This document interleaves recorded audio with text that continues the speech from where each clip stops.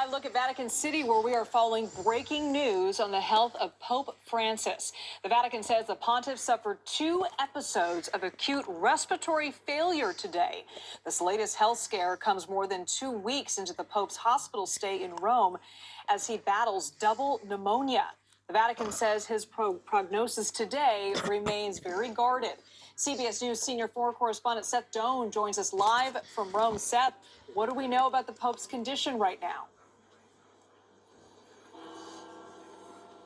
Well, Liz, after some relatively encouraging news in recent days, we're getting this discouraging, more worrying news tonight of these 2 episodes of acute respiratory failure today. I have to look at my notes as they just came in, caused by a buildup of mucus and spasms in the airways in his lung. 2 bronchoscopies had to be performed. That's when a flexible probe is inserted into the lungs for them to be able to look around and to do that. The Pope had to be aspirated. They had to remove some of the excess mucus and fluids in his lung.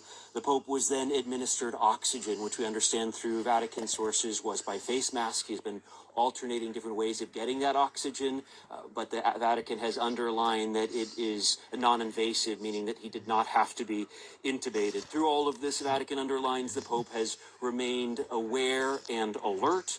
And our Vatican sources tell us that there was some good news, which we've seen also in recent days, that white blood cell count has remained the same, and elevated white blood cell count could be an indication of infection. So a bit of more encouraging news in rather discouraging term, though this immediate crisis is over. This underlines just how complex the Pope's medical situation is. Liz? Yeah, it has been a bit of a roller coaster there, Seth. What reactions are you seeing from the Catholic community?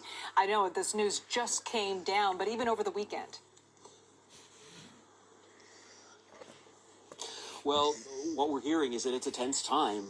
We're hearing it from priests. We're hearing it from parishioners. We're hearing it from pilgrims. As you know, behind me here at St. Peter's Square every evening, there's been a prayer, a rosary, around 9 o'clock local time, where people have been coming to pray for Pope Francis. Just earlier in the day, I was here on the terrace where we are, and I heard someone call out for prayers for Pope Francis.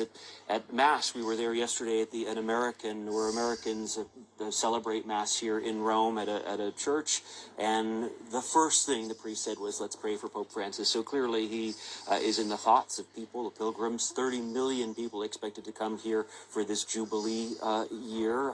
Many trying to walk through the Holy Door that's only open every 25 years. It's a big year of celebration and penance, a time that is bringing pilgrims to Rome, and many come wanting to see the Pope, and at this point hoping, praying for the Pope to get well.